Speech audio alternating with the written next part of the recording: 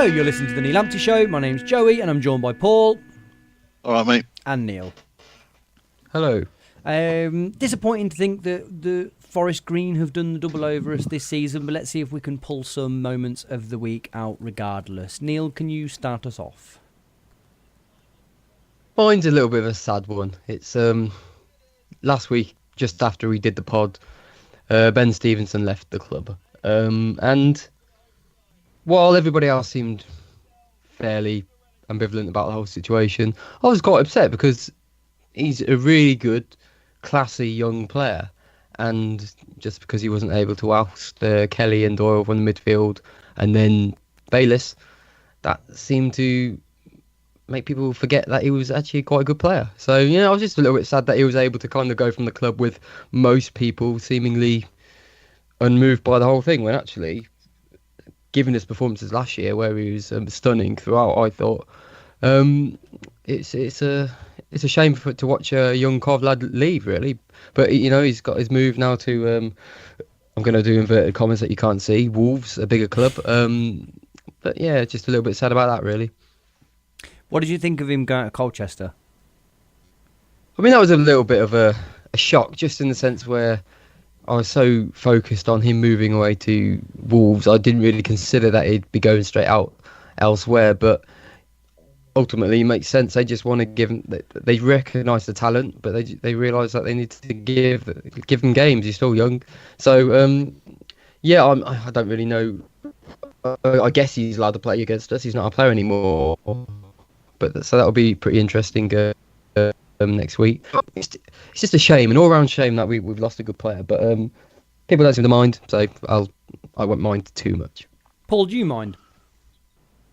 I wouldn't have let him go for multiple reasons. One of the other reasons is it just leaves us with 3 central midfielders.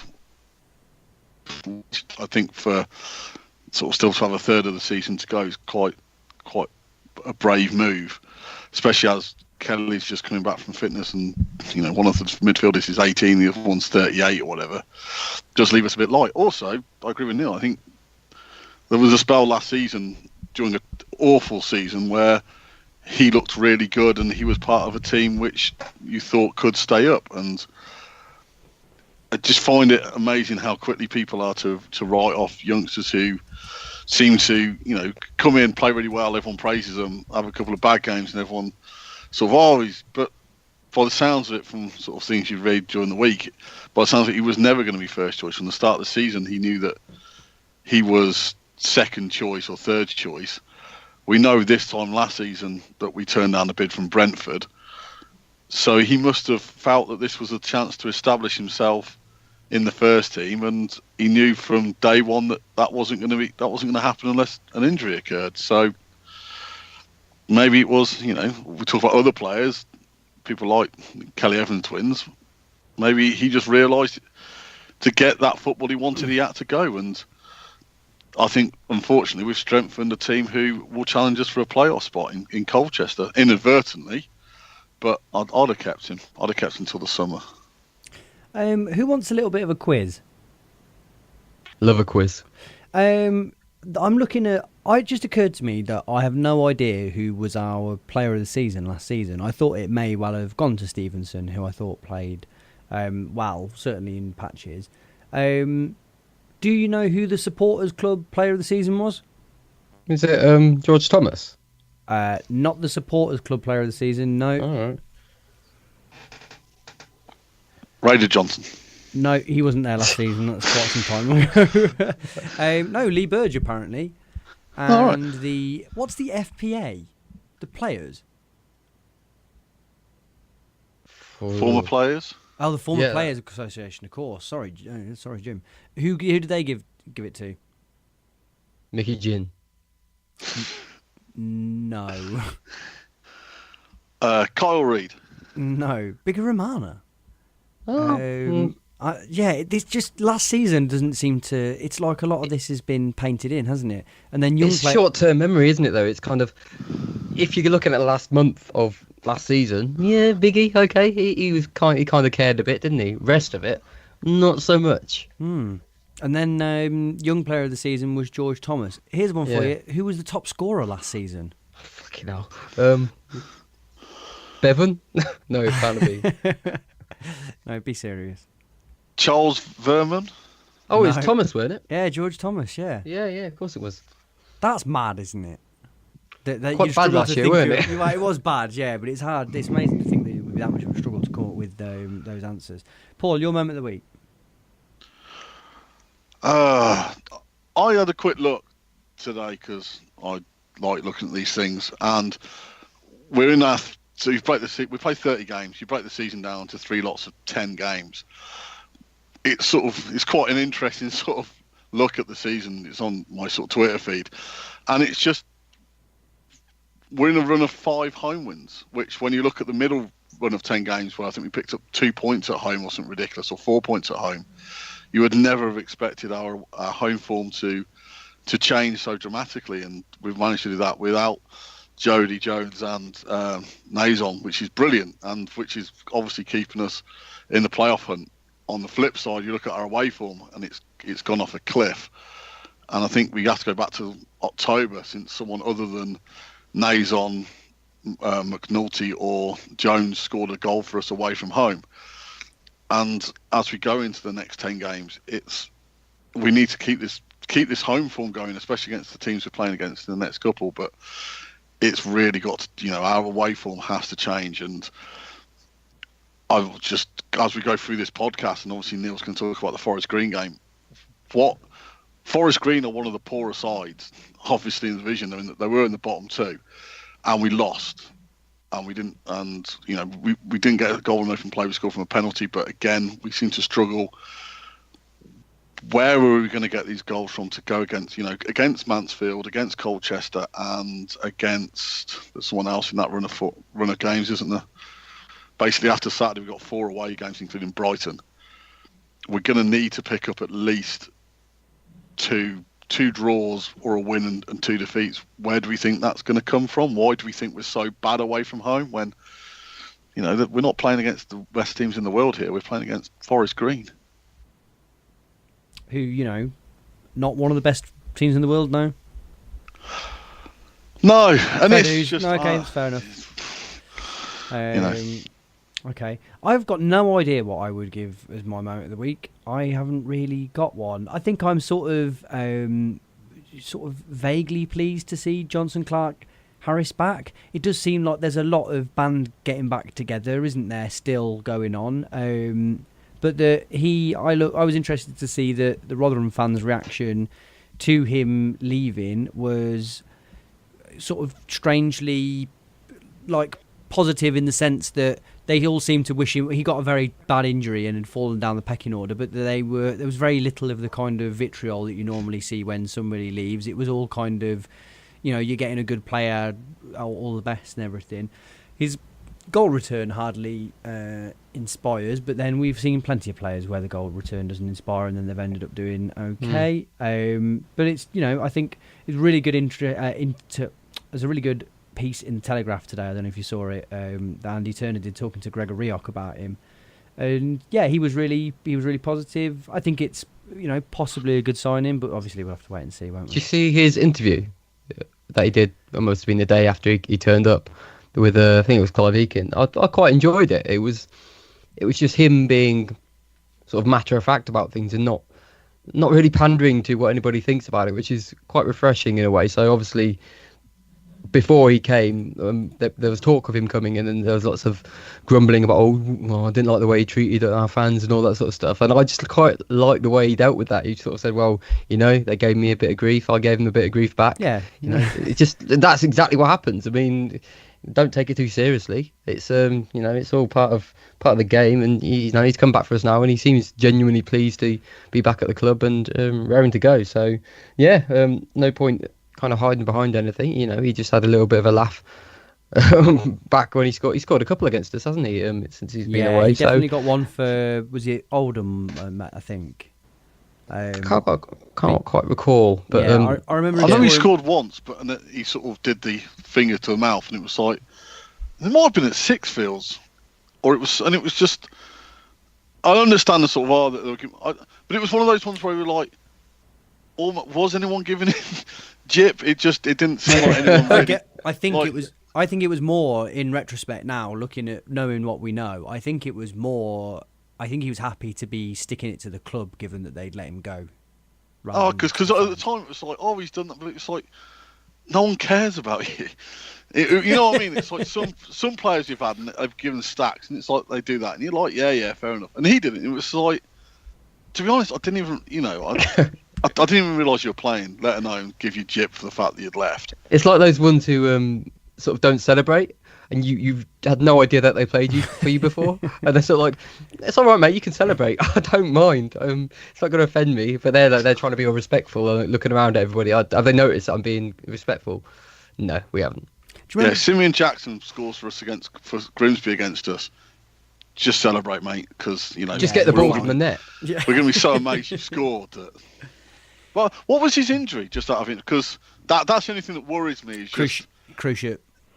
Yeah, and he's dropped down 2 divisions with. Well, sort of. He was in the Championship with Rotherham, weren't they? But they were one of the worst Championship teams for a very long time. Oh, of course, they got relegated last season. So they got relegated last season anyway, and I don't think they're doing particularly well in League One, are they? He says he desperately looks to find the League One table and has a look. I mean, has he played many times since he got back from is it a change of manager that he's fallen out? No, he's not. He's better. I don't think he's barely played. Just yeah. Rotherham are 5th, actually. Sorry.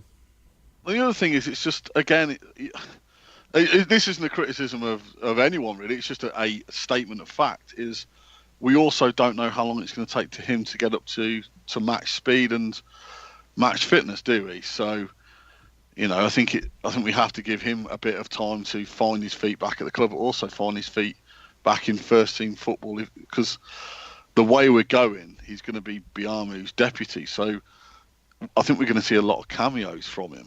And that's a difficult role to play when you're not playing. You haven't played a lot of match football, so I think we're going to have to give him a bit of time to find his feet before we expect too much from him. But as you say, he's not a natural goal scorer anyway, or he hasn't been so far in his career. So well, but he is meant to be a natural. His thing was scoring goals in the youth team, wasn't it? And I think that it's I think he's played for shit teams, and that it will be interesting to see whether him coming to a team that is, at the right end of the table will make a big difference. We're going to come on to the Forest Green game in a second, but Paul, just as a bit of an aside for you, we've talked over the years about Cov's absolute outright insistence to not be in a league with any other Northwest teams in. For anybody who's not aware, Paul and I live in Manchester. And just quickly looking at the League One relegation zone, we have to get promoted in the first place. But the 4 of the bottom 3, the bottom 4 at the minute is Oldham, MK Dons, Rochdale, and Bury, which would be that'll be useful. Classic, classic. Yeah, we'd be like, at least we'll. Oh, okay. Bye, guys. Okay. Neil, talk to us about Forest Green then. Some little bit of team tinkering. What did you make of that?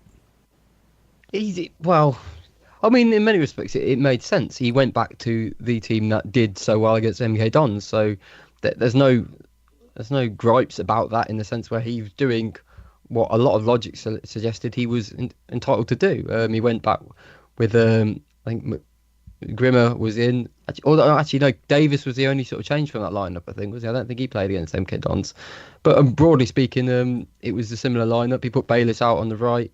Barrett came back in, and then he reverted back to his clearly favoured midfield pairing of Doyle and Kelly. That starting lineup, because we'd done so well against MK Dons, shouldn't have been much of an issue for anybody. I think what has come to the fore after the game, and certainly it's frustrated people when they look back at it now, hindsight is lovely, isn't it, is that many people wish we hadn't have done that. Many people wish we would stuck with the league dynamic, the Bayless and Doyle midfield, which has worked so well for many weeks so far. And I guess as well, someone like Shipley, who he's going to be getting crosser and crosser because he's done very little wrong, and he's also found himself out of the team now. And I know I'm getting very ahead of myself now, but when you now look, you do wonder whether that dynamic that was working so well in the team, whether that's something that can just be plugged back in. I mean, these things are so fragile. Can Robin say, okay, well, this hasn't worked. Let's revert back to what we knew. And also, we've got injuries now as well, haven't we? We've got Davis is out for a while, yeah. Yep. So that's obviously going. Rumour's injured as well, isn't he? Yeah. So when you look at that, you sort of think, well, going into the game where we were talking about all these options that we've got and the ability to kind of tinker within one game, suddenly we're looking at we're kind of having to force the lineup again, which isn't ideal. And we're all looking at this in hindsight, and it's very easy to do. And I don't blame Robbins for trying something different, trying what he did, because there was a lot of reasons to suggest that could work. Bayless showed against Imkidon that he can play well on the right. Barrett, no, I'm not having that one actually. No, I'll take that one back about Barrett. I've been disappointed with him so far. Every minute I've seen of him, he just looks the absolute opposite of nimble. He's just a very ponderous winger, so he needs to do a lot more for me. He just looks unfit. That's not a good move in my mind. So he must be doing something really well in training. I think you're the most considered and patient of the three of us, Neil, and I think it's notable when a player raises your ire, and I do detect that you are not a Barrett fan right off the bat. I think I've certainly become more considered after the match. I remember immediately after the match, I probably sent a few texts being slightly more critical of him and his appearance. But yeah, I don't know the intricacies of contracts and loans and how these things work. But when I see him on the pitch and I see the way he's currently playing, I do get very cynical and wonder whether there's something in his loan contract which suggests that we're almost being forced to give him game times, or we have to give him up, because from what I've seen so far, he doesn't even come close to sort of giving enough on that wing, especially when we've had Jordan Shipley playing so well on the left-hand side. I don't understand how this guy has come in. So it's either we're playing him because he's on loan and we don't want to lose him, so we're kind of appeasing his club, or he's just looked very good in training and something's gone wrong during the matches. But I know he's young and he's trying to get his match fitness going, but it's just, from what I've seen of him so far, it's nowhere near good enough, or nowhere near sort of close enough to what we need from a left winger, a winger at this club, especially when you've had someone playing so well in the winning team for such a long time. So I can see why Shipley might be getting a little bit annoyed at the moment, because he's actually done well on that left hand side. Is Barrett right-footed or left-footed? I would say the way he cuts in, I'd say he's right-footed. Like I say, I'm struggling to actually pick out a single moment where he's done something kind of beyond just average. So he's made a couple of passes. So it's very hard. He had one opportunity on the game against Forest Green where the ball was knocked through to him. I think Bayless had gone on one of his ranging runs. He got to the edge of the box, slotted it through for him, and then he kind of cut onto his right hand side, which makes me think, okay, he's obviously prefers his right hand side, and then he just didn't get the shot away. He kept it for God knows how long. Yeah. But is it similar to the Vincenzi thing, where it's just you're not sure of just playing him? He's not being played in a position which is going to benefit him, and he's not quite at it. So it's sort of a double whammy of not helping him. I've never been too sure about the winger thing. I think you get a lot of value from wingers, whether they're right or left-footed, on either side. I mean, we see that from Jody Jones. He switches, and there's positives to both. So providing he's a winger, which we're led to believe he can he's played wing a lot before in his youth career, and I mean, I guess he's quite versatile, they say, but I'd suggest that that's his natural position, the sense that he can play on the wing. It's more to do with kind of his kind of alertness within the match itself. He's just there's nothing there. There's no sort of speed about his play at all, which is really quite disappointing from a winger. And maybe that'll come. And I mentioned his size, his shape. It doesn't quite seem to be the most sort of athletic of individuals at the moment. And again, that might be just down to sort of lack of sort of match fitness, and that he might sharpen up. But right now, it's I've been left quite disappointed with him actually. And I guess we've got questions then to look at. I know this has nothing to do with the game, but obviously we've got Carl Reed coming back into the under-23, so he's obviously around for the duration, seeing if he can kind of stake his claim to get back into the team. You've got Shipley, of course. I don't quite understand what's happened with Maguire-Drew. Is he injured? I just think he looks like he prefers Barrett, basically, doesn't he? Yeah, which is strange one, considering yeah. kind of the impact that Maguire-Drew has had when he's been in the team. It's been a largely positive one, but he's also another one who's played in the under-23s, probably more than he's played in the first team so far, which is, again, strange. You've also got Haynes as an option, so there are a variety of options, but I guess he sees quality in Barrett. I've yet to see it on the pitch. I mean, maybe that can change. It will only take a goal or two and or an assist or something, and he might suddenly perk up. But his performance is kind of symbolises the rest of the team's performance almost. So it was just one of those typical this season Coventry City away performances. After you see such kind of intensity in the home matches and kind of confidence in most of the players, we're left with this really sort of listless, insipid display where there's none of the players are really getting going. They're retaining the ball okay. You know, they're looking for them a long sort of period as a kind of the dominant team, but there's no attacking sort of threat there. So in the previous game we had Biamu and McNulty both performing at a really, really good standard. You had Biamu showing a lot of pace, you know, getting onto the ball, and then we come into this game and it's just not there, and it's so frustrating immediately in the aftermath of these games when you watch them and you kind of build up these pictures of what you think these players are, and then they all across the board seem to put in a completely incongruous performance, which just doesn't make much sense to us. And the frustration is that this is happening far too often away from home. And Paul said it already. We have some in crucial away games coming up, and we need to figure out, like, specifically what is causing this. Whether it is a motivation thing, whether it is a no, maybe it is a motivation thing. Actually, I think that's probably more than anything else. I think there's something at the Rico where they're able to get up for, and then when they go away from home, whether there's an element of complacency or something, I don't know. But they're certainly not at the same sort of level. And the game against Forest Green was just, I got to admit, I don't remember much of the specifics.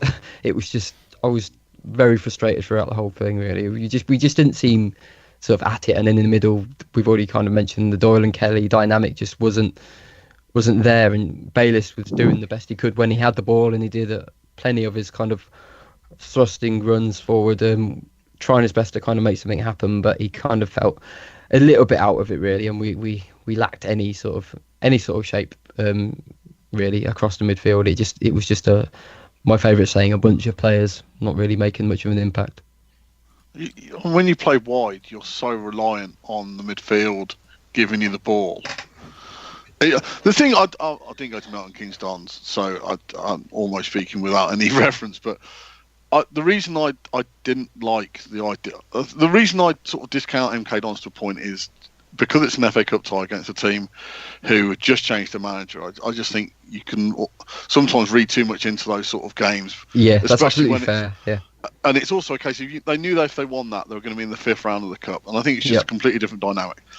So for me, I'd have taken reference to the Cambridge game and all the other games where I think since Bayless has been in, we've only lost a couple of times, and our home form, as I said, is absolutely just gone through the roof. Considering we went for that spell where we couldn't score at home before Christmas, he's come in, and I don't think it's a coincidence having that dynamic of Bayless and Doyle works. It just works in the way that just taking the team forward.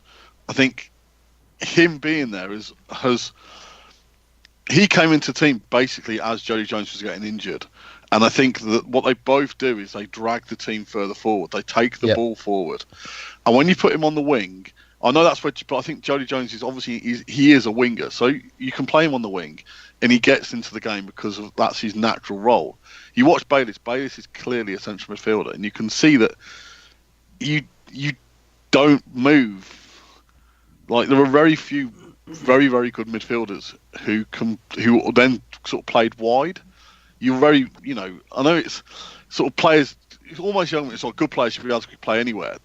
Sort of, but it's not quite true because of how involved you are in the game, what your relationship is to everyone around you. Like when Bayless is on the right, he's got only Grimmer and normally Kelly inside of him to play off. If he's in the middle, as you say, he's free to roam, so he can link up with the left back, the right back. There's more options for him, and I think his natural sort of dynamism really made us a better team. And it'll be interesting to see on Saturday, because the Accrington Stanley game is now like they're 5 points ahead of us now. Mm-hmm. If they win, I mean they're in a very strong position at the moment. They can afford to come to the Rico, sit, get a draw, and basically there's still 5 points ahead of us. If they beat us, they're 8 points ahead of us. So it's and this is where I know people have an ongoing discussion with people on Twitter. It's like, yeah, but you're worried about other teams. Other teams will drop points. It's like I understand that. My worry is by losing against Forest Green, we put more. We now have to go to somewhere like Colchester, Mansfield, and the other one which Wickham, and we're going to have to get a result. We're going to have to get a win out of one of those, or at least not lose two of those, to not have a massive gap between us and the teams above.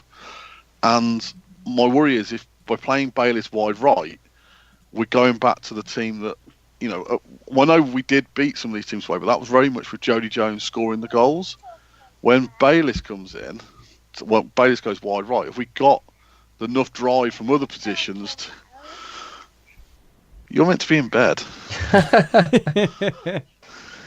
Parenting. Yeah, you're meant to be in bed, Menace.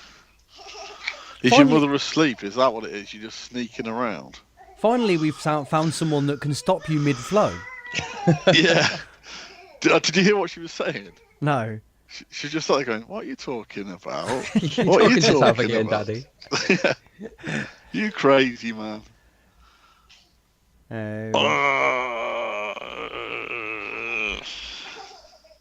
Go to bed.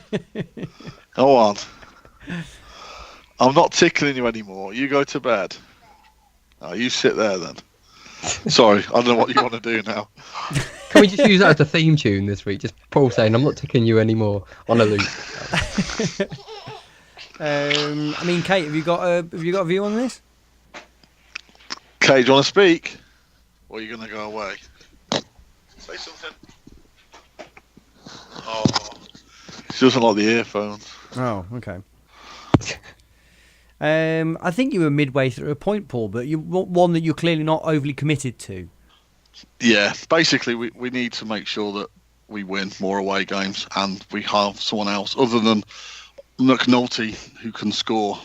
I mean, that's, I suppose, we're now on the anniversary of Bevan's last goal for Coventry at the Rico, which is... Really? Yeah. And by the end of the month, it have been, if he doesn't score between now and the end of February, he won't have scored for over a year for Cov, either the Rico or I think his other goal was at Gig Lane. Well, you're obviously not counting the under-23s, so he's been prolific. So more fool you. And also, he doesn't seem to give Ponticelli his 10 minutes anymore. I sort of miss seeing Ponticelli run around. I guess he struggled to do that given the injuries on Saturday. But yeah, you'd imagine he'd be available, wouldn't you? He's not even made the bench, did he, actually, the other day? Just looking at it. Bevan's ahead of him. Yeah, which worries me because and also the other person I mentioned is obviously he finally just go up and did release Kwame Thomas. Yeah. So he's now gone to Solihull. We've just got to move on from that one, I think, haven't we? I think there was a handful of us that liked him, but that maybe it was one of them things where we just happened to see certain games that give you a brighter view of a player than they really deserve. There must be a reason why he was so far down, why he was below Bevan in the pecking order. I don't know why. I thought he looked like he was a player with some talent, but who knows?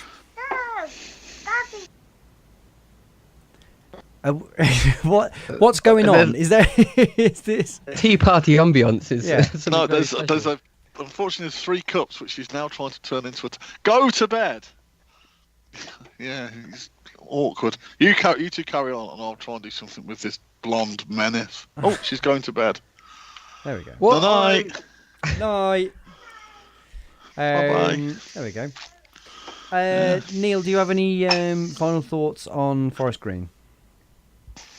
Not so much Forest Green, because it was just one of those, I've got to say, one of those days where nothing was really kind of clicking. Also not helped by, obviously, injuries coming into the defence, which does disjoint things quite a bit. So we'll have to see how we get on at the weekend and what he's able to kind of field. I mean, that's my biggest worry now, is just kind of the inadvertent damage we've done to what was quite a well-settled dynamic. So quite a well-settled structure throughout the team. We've now, I mean, these isn't, you can't just reset these things. You can't just say, okay, well, that loss didn't happen, or kind of that muddling about of things doesn't happen. I think you can do quite a bit of damage, not to use such a dramatic word, but when you start making sort of tweaks to things like not playing Shipley for 2 games, probably denting his confidence, even the introduction of someone like Clark Harris, which is just completely new, suddenly that becomes a viable option, but then it changes kind of the mindset of some of the other players as well. So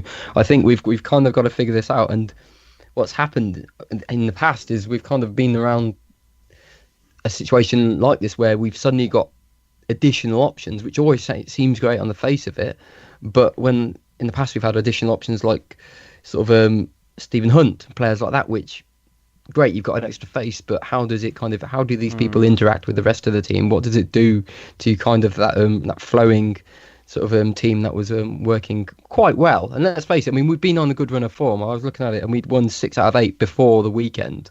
So I mean, you do that, as frustrated and as sort of kind of annoyed as everybody was at the weekend when we lost, and there was a lot of overreaction, I'd suggest. I mean, it's frustrating to lose to second from bottom, yes, but we have been in a really good period of form. 6 wins out of 8 is good. Do that twice over, we get promoted top 3. We get 86 points. So it's not, that sort of form. Well, we've not really, because we're losing these annoying games, somehow find that same level of form again for twice over. We get a hell of a lot of points, and there's quite a big buffer there between that and playoffs. But the ultimate caveat here is what Paul said. It's the teams we're now playing and the pressure that we have to go away and actually get some of these wins against our rivals. So what we've got going for us is that we've done well against our rivals so far. I think some of the issue about the result on Saturday was it's another poor away performance. And I know, sort of, you say we've won 6 and 8, but I think sort of all bar one of those was, well, there was a cup tie against Milton Keynes Dons, and there was only really the away victory at Carlisle. Our away form has dropped off a cliff, and I think we've had that fantastic form, but we're still sat a place outside the playoffs because other teams have been on good form as well, and we're so reliant at the moment on our home form that it's sort of, we have to win on Saturday, and then the next home game after that is Lincoln, which what depends what happens on those 3 away games. It's probably going to have to be another must win. So we're going to have to sort of keep this phenomenal home form going, and that's just to keep us in touch with the top 7. Welcome to the realms of playoff form, I guess, isn't it? You've got to win games. Yeah, and I think also because what I look in the next couple of the next 5 games, as we talked about, it's quite including next 6 games include Brian, is there are going to be big questions asked, although probably should be big questions asked over the next 6 games. Can we come from behind? Even at home, we haven't come from behind all season to win. So what happens if we're not? Because what seems to happen recently is we seem to go 2-0 up quite quickly, which is I'm not knocking that at all, but obviously, that's going to be a big thing against Accrington. What if the game is 0-0 at half time? We're quite used to when we beat Swindon and beat Wycombe. We'd already scored twice within the first 20-25 minutes. What we're going to do with these injuries, it'd be the first time that Grimmer and Davis haven't been available all season. So what he's done previously is he's put Willis at right back and brought Davis into the centre back position. He's going to have to, by the looks of it, trust Dion Kelly-Evans, which he's decided not to do all season. Also, Dion Kelly-Evans hasn't played a lot of football this season, so at what level is he going to be at? How long is it going to take him to get up to match fitness? He might be brilliant and or awful in the next 2 games, but you can't almost can't judge him on that because you don't know where his fitness levels are. I know he's played in the 23s, but we all know that's a different dynamic. So, as you say, it's sort of the next couple of weeks, just in terms of all the question marks around the squad, are you've put yourself in with 16 games to go, a great opportunity to potentially finish in the top three. I do think Luton are potentially too far ahead of us. So, but second place is definitely up for grabs. But there are definitely, there's no team who seem to be dropping out of the top seven, who seem to be on a horrendous run of form. And then there's other teams just beneath us, like Colchester, who are sort of dipping in and out of form, but they're not that far away. So you could almost say there's probably 10 teams going for those top 7 places. We have to now kick on. We have to sort of really sort of keep our home form as it is, sort our away form out, just get results from somewhere. The other thing we don't tend to draw. If we went to those 3 away games, didn't win any of them, but didn't lose any of them, you're like, okay, that's a really, that's brilliant. We need, how do we keep clean sheets away from home again, which is something we haven't done recently. Our defensive record has sort of gone in terms of, we don't concede many, but we do concede, seems on average at least one every game at the moment. So that sort of clean sheet we were banking on isn't there, but we're not scoring away from home. So how do we sort of tie that together? So I think it's just going to be, we're in a very good position, but we really need to make sure that we have that mentality. And you look at some of the other clubs, like one of the performances of the weekend had to be Wycombe. I mean, Wycombe's performance to actually be 2-0 up, to lose a player, get it back, to be 3-2 down in the 90th minute and then win back to 4-3, shows the sort of character that Wycombe have got. We need to make sure that if the same happens to us, we've got that same mentality, because that's what it's, at this level, it's much about mentality and the ability to get attritional results as it is to play teams off the park. Neil, thoughts?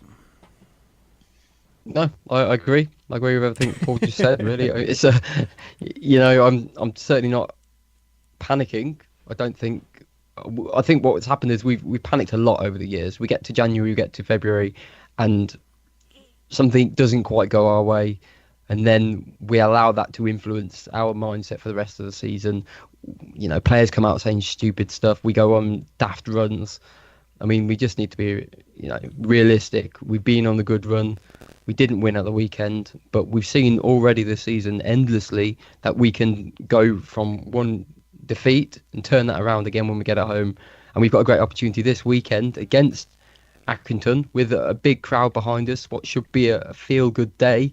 Let's get a win behind us again. Get us back into that top 7, which I'm pretty sure that should do.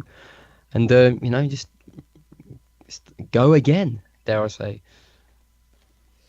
I think Saturday is going to be very, very telling and hopefully really, really enjoyable as well. I think really that could have been moment of the week, actually. I think that's looking like a really, that could be a really good day, couldn't it?